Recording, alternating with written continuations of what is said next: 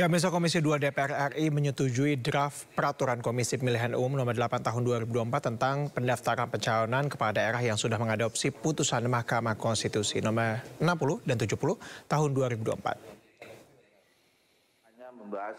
Ketua Komisi 2 DPR RI Ahmad Doli Kurnia memastikan isi PKPU Nomor 8 Tahun 2024 mengakomodir putusan MK. Komisi 2 DPR RI, penyelenggara pemilu dan pemerintah sebagai peserta rapat juga tidak mengajukan keberatan tentang isi draft PKPU terbaru yang disusun KPU. Putusan MK Nomor 70 Tahun 2024 menegaskan syarat usia calon kepala daerah diambil pada saat penetapan oleh Komisi Pemilihan Umum. Sementara putusan MK Nomor 60 Tahun 2024 membuat pencalonan cakada oleh parpol atau gabungan parpol didasarkan oleh perolehan suara dengan persentase menyesuaikan jumlah pemilih di DPT. Dalam draft PKPU Nomor 8 Tahun 2024, ambang batas pencalonan cakada oleh parpol diatur pada pasal 11. Adapun soal syarat pencalonan kepala daerah, khususnya soal batas usia, tercantum salah satunya di pasal 15. Kedua pasal ini sudah muat syarat pendaftaran sesuai dengan putusan MK, yaitu memastikan syarat umur pencalonan harus 30 tahun untuk gubernur saat penetapan dan juga penentuan ambang batas pencalonan berbasis pemilih. Dan perubahannya khusus yang sini terhitung sejak pelantikan calon terpilih ini di PKPU sebelumnya.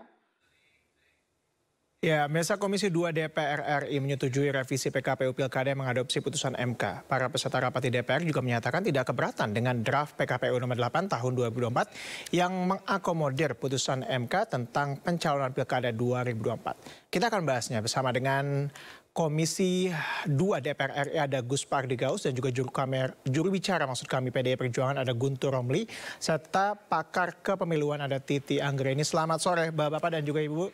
Terima kasih telah bisa bergabung sama kami di Sindo Sore. Kita ke Pak Gus Pardi dulu mungkin ya. Pak, kita kan sudah melihat begitu ya, akhirnya kemudian PKPU ini menyetujui putusan Mahkamah Konstitusi. Tapi kita ingin mengetahui apakah kemudian dalam proses rapat kemarin mungkin ada negosiasi-negosiasi mungkin yang terjadi sebelum akhirnya PKPU ini setuju bulat mengikuti Mahkamah Konstitusi? Ya, terima kasih. Hari ini adalah hari Minggu.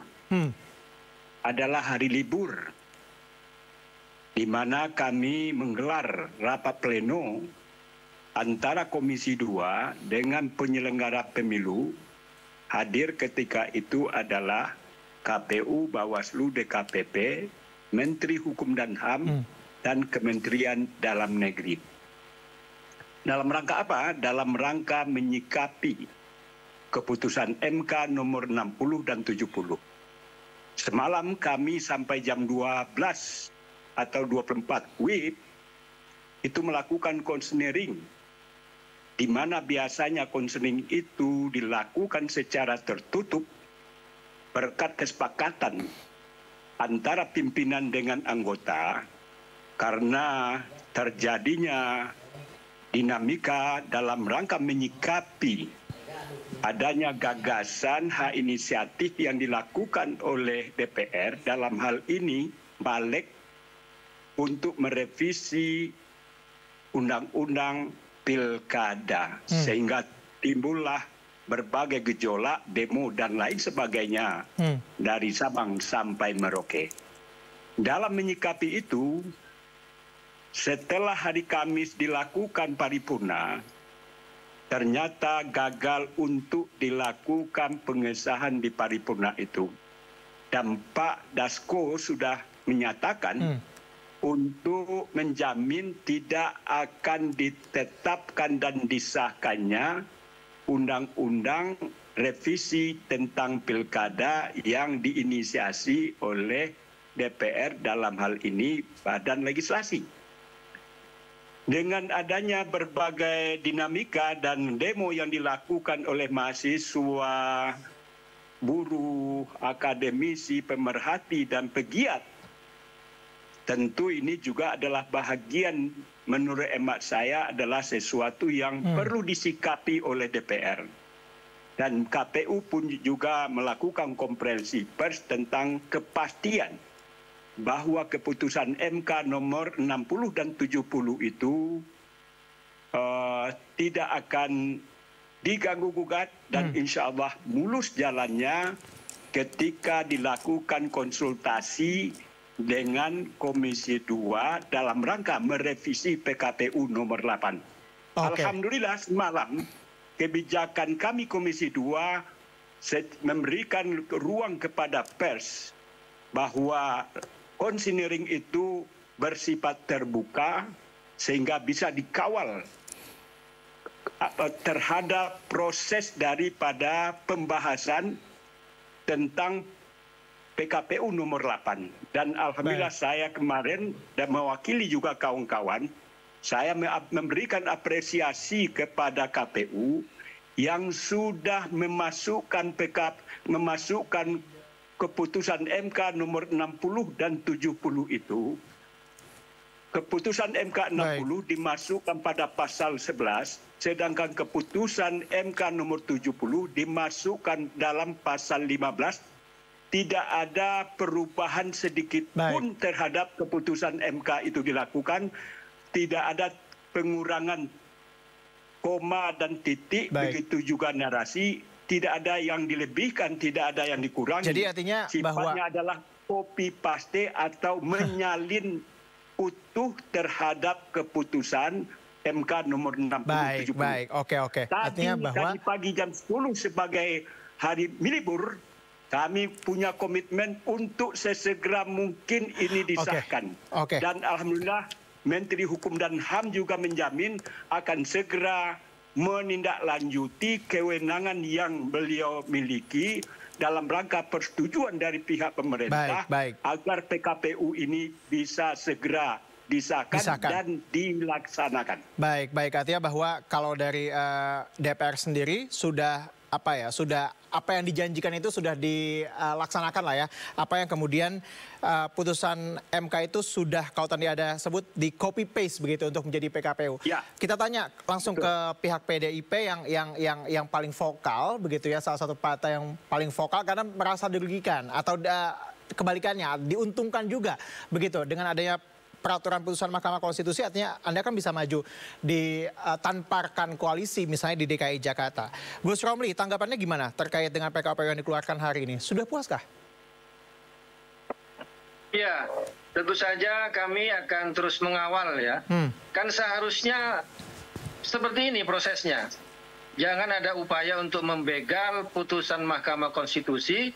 Karena itu PDI Perjuangan juga dalam balak juga menolak secara keras ya RUU revisi Undang-Undang Pilkada yang bertentangan dengan putusan Mahkamah Konstitusi.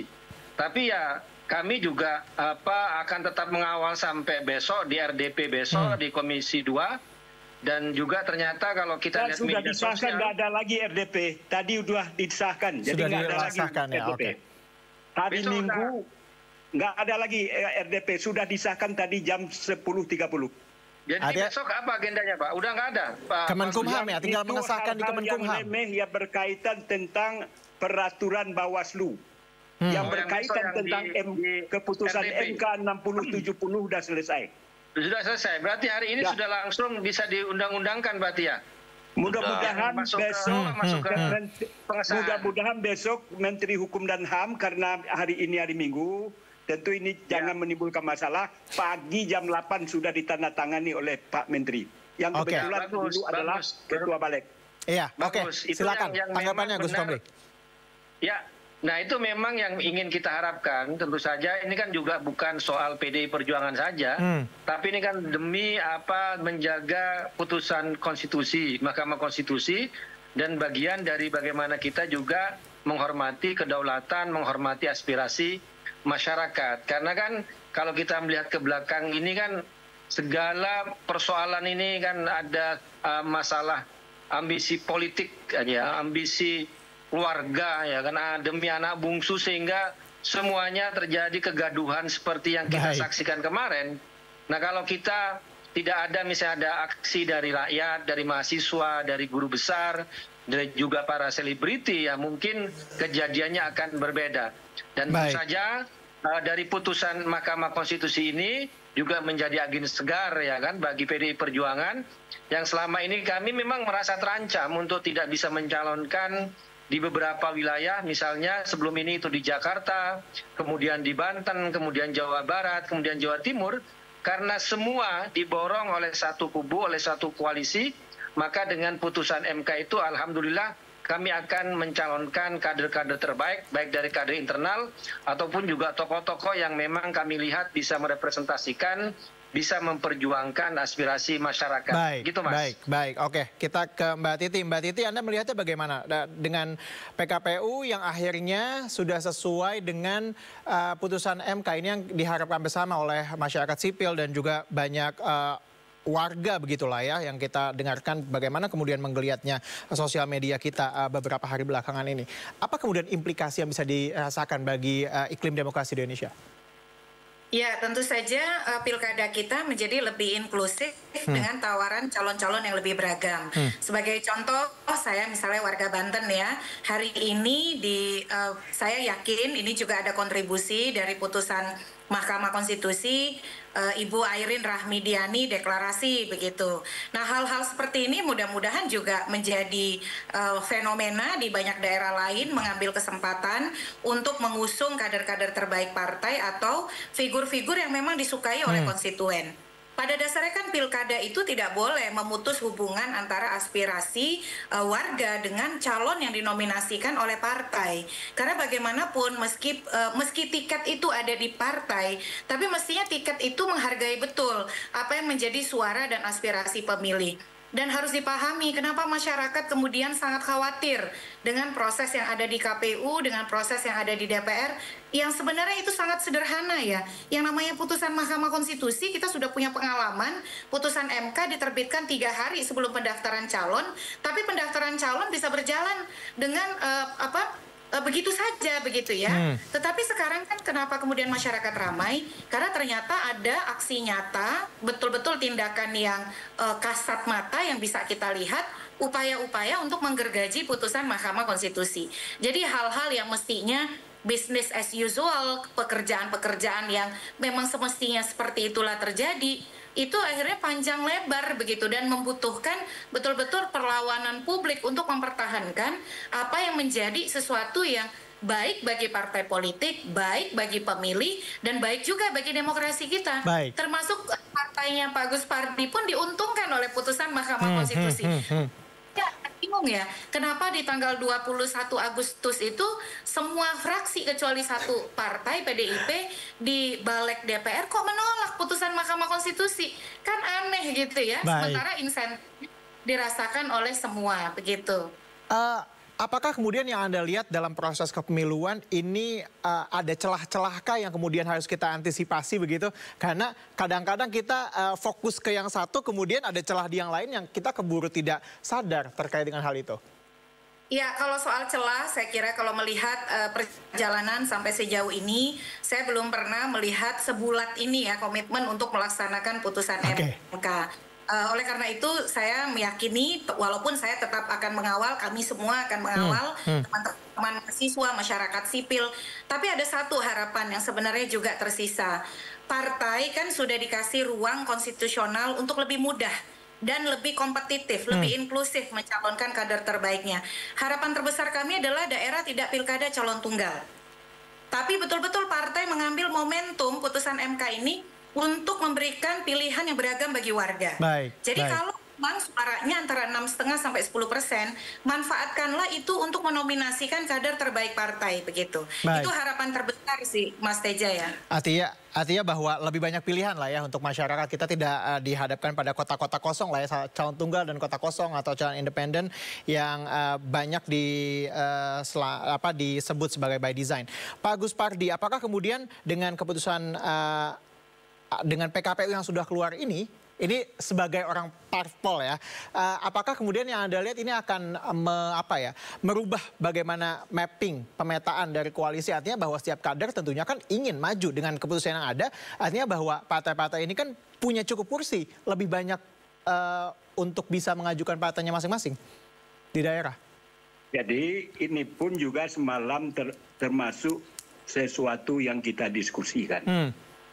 Artinya adalah keputusan yang diambil tadi pagi dan itu sudah kita sepakati tadi malam, jangan sampai KPU yang ada di provinsi kabupaten kota melakukan sesuatu yang tidak kondusif atau menghambat sesuatu yang sebetulnya keputusan Mahkamah Konstitusi itu adalah memberikan kelonggaran, memberikan apresiasi, memberikan kemudahan kepada partai politik di mana selama ini yang bisa mencalonkan seseorang maju dalam pilkada itu hanyalah partai politik yang ada di DPRD Kabupaten, Kota, dan Provinsi. Sekarang ini asalkan memenuhi syarat di keputusan PKPU nomor 8 pasal 11 itu tidak lagi membedakan partai yang ada di DPRD ataupun yang tidak ada di DPRD. Yang penting sekarang ini tidak berdasarkan kursi, tetapi berdasarkan suara sah yang didapat oleh partai-partai yang ada. Jadi kalau yang disebutkan adalah partai-partai yang memiliki jumlah suara yang sah, artinya apa? Di sini nampak dengan sangat luar biasa keputusan Mahkamah Konstitusi itu tidak membedakan partai yang duduk di DPRD dengan yang tidak duduk. Asalkan memenuhi syarat sebagaimana diatur dalam pasal 11 yang sebagaimana saya sebutkan tadi. Oleh karena itu juga diminta jaminan, diberikan apresiasi. Apakah ada keinginan dari partai-partai yang tidak duduk atau yang sudah mendaftarkan diri pada partai-partai tertentu. Yang pendaftaran kan belum ada, SK-nya kan sudah keluar. Nah, jadi terserah kepada komitmen daripada masing-masing, itu diberikan kebebasan kepada partai untuk bagaimana diberikan apresiasi yang luar biasa untuk mencalonkan kadernya atau tokoh yang dianggap sebagai sesuatu yang menjadi aspirasi dari masyarakat di tempat mereka akan berlaga nantinya di tanggal 27 November. Sebelum kita lanjutkan dialog, kita mau mengajak Bapak-Bapak dan juga Ibu-Ibu serta pemirsa untuk melihat situasi dan juga kondisi di KPU saat ini pasca sudah putusan ya PKPU yang dikeluarkan hari ini oleh DPR. Dan alhamdulillah disetujui semua rancangan yang diajukan oleh KPU Republik Indonesia.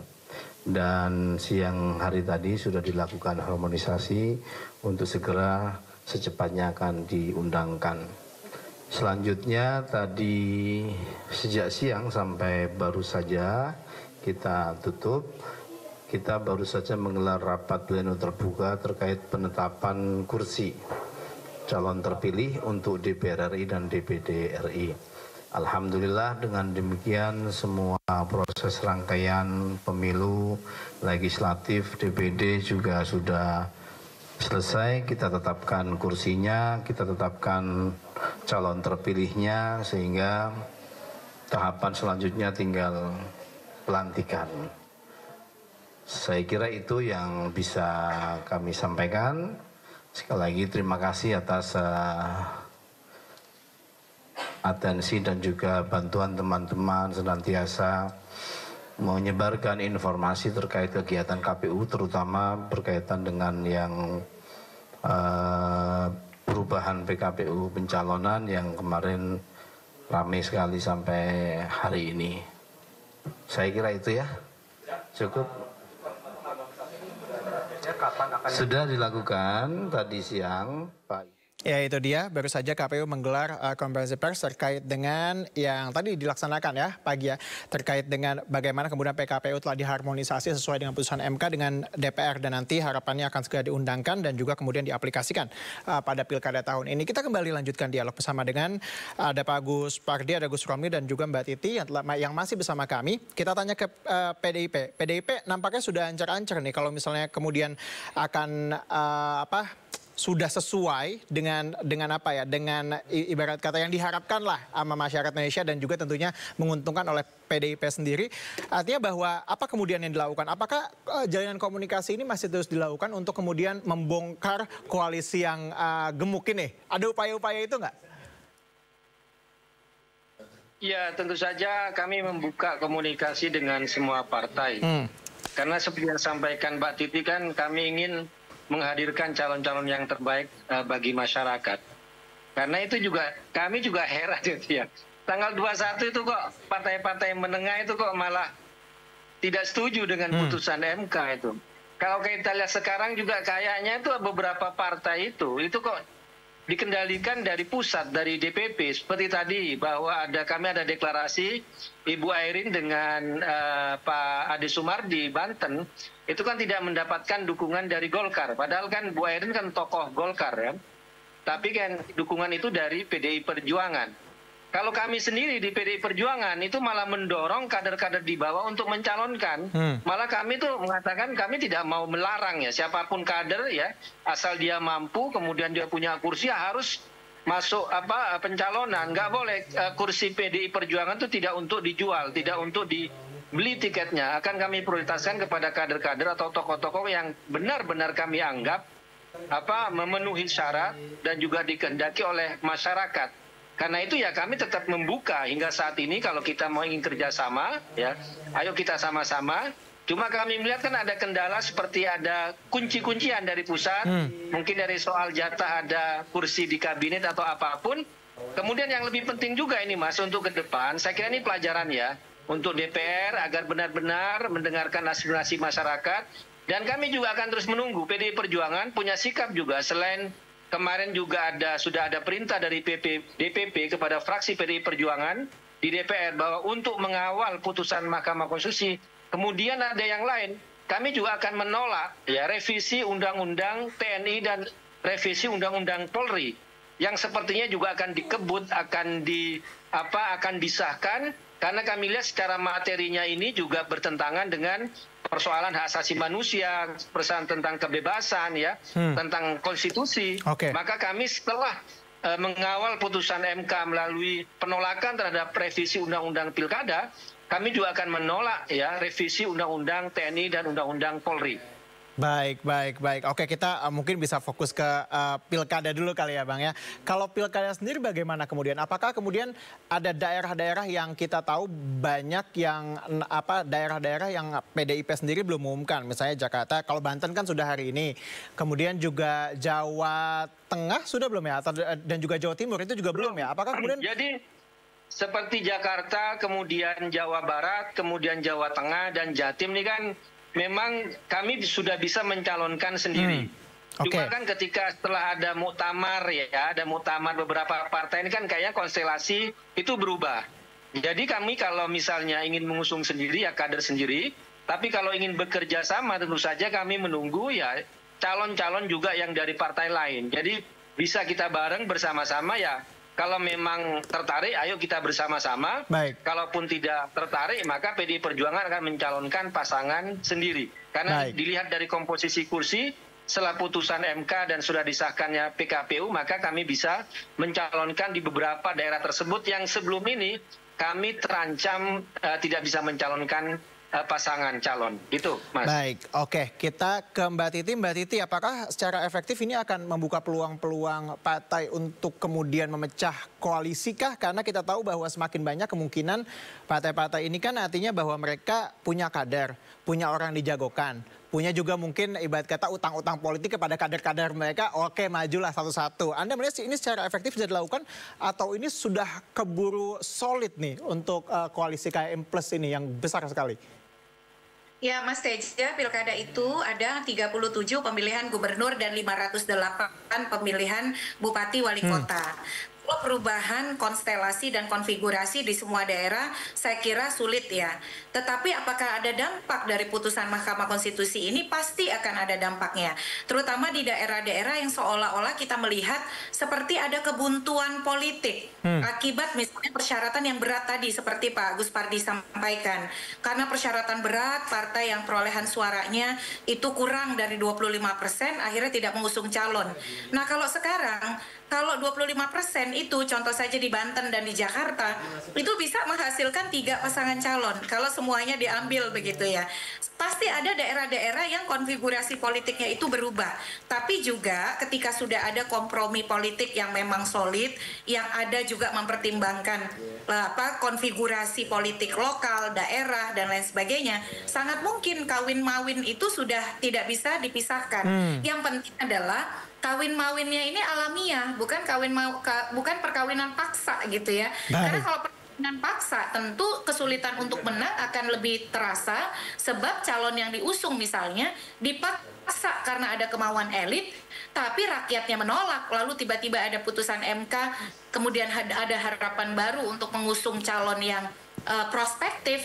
Nah itu kan juga bisa jadi membuat mereka ada yang berpikir ulang, tapi karena ada kompromi atau komitmen politik yang sudah terbangun, mayoritas kan sudah mengumumkan rekomendasi mereka ya.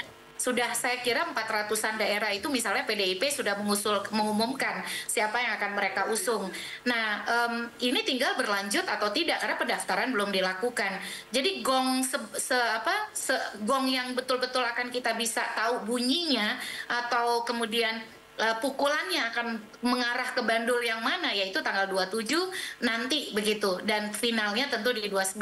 Tapi kalau saya sih melihat situasi hari ini, ingin mengajak masyarakat atau publik, kalau kita diberikan gambaran apa yang terjadi di Balik tanggal 21 Agustus, terus terang sebagai seorang pembelajar hukum dan praktisi pemilu, saya selalu ingin bilang, jangan sampai salah pilih di pemilu. Karena ternyata otoritas yang mereka punya di pemilu ataupun pilkada, mereka bisa begitu luar biasa berpengaruhnya. Bahkan putusan Mahkamah Konstitusi pun bisa mereka kesampingkan. Nah oleh karena itu belajarlah di pilkada ini. Jangan lagi memilih karena uang. Jangan lagi karena memilih hegemoni identitas. Tapi betul-betul pilih karena rekam jejak yang baik dan konsistensi seseorang di dalam kepemimpinannya begitu. Itu yang selalu ingin saya dari pelajaran kita pada peristiwa 1 minggu terakhir begitu. Baik, artinya bahwa harus ada hikmah yang kita petik dari semua kejadian yang berlangsung ini ya, Mbak Titi. Terakhir, Pak Gus Pardi, artinya bahwa ini kan sudah akan menjadi undang-undang begitu ya. Ini dipastikan demikian ya, tidak akan ada yang berubah lagi ya Pak Gus Pardi ya? Ya, sebagaimana saya katakan di berbagai mass media kemarin dan kemarin lusa, dengan adanya statement yang disampaikan oleh Pak Dasko, kemudian juga apa yang disampaikan oleh Ketua KPU, lalu Komisi 2 melakukan konseling dengan penyelenggara pemilu semalam, dan hari ini, bayangkan hari Minggu, kita melakukan RDP dalam rangka apa? Dalam rangka meresponi teriakan-teriakan, tuntutan-tuntutan para elemen bangsa, apakah mahasiswa, petani, buruh, akademisi, dan lain sebagainya. Beginilah dalam cara kami dalam rangka mengembalikan marwah DPR dan mengembalikan nama baik, kepercayaan masyarakat kepada DPR. Mudah-mudahan dengan adanya RDP tadi, di mana Komisi Pemilihan Umum meminta kepada kami untuk dijadwalkan konsultasi dalam rangka menyikapi keputusan Mahkamah Konstitusi nomor 60 dan 70 itu secara bulat tanpa ada sanding, dan semuanya tidak ada juga yang memprotes. 100% fraksi-fraksi yang ada di Komisi 2 itu secara aklamasi, tidak ada beban apa-apa, menerima apa yang diajukan oleh KPU terhadap rancangan PKPU nomor 8, khususnya pasal 11 dan 15 itu. Sehingga apa? Sehingga diberikan keleluasaan kepada partai-partai tanpa membedakan apakah ada dia duduk di DPRD ataupun tidak. Karena sudah berdasarkan suara. Begitu juga tentang umur. Apa yang diputuskan oleh Mahkamah Agung juga sudah dibatalkan oleh Mahkamah Konstitusi. Itu pun juga kita masukkan ke dalam ranah PKPU nomor 15. Artinya adalah umur 30 atau 25 tahun adalah ketika KPU menetapkan calon peserta yang ikut dalam pilkada itu. Artinya kepastian hukum mengenai umur sudah merupakan sesuatu sesuai dengan harapan dan keinginan kita bersama. Baik.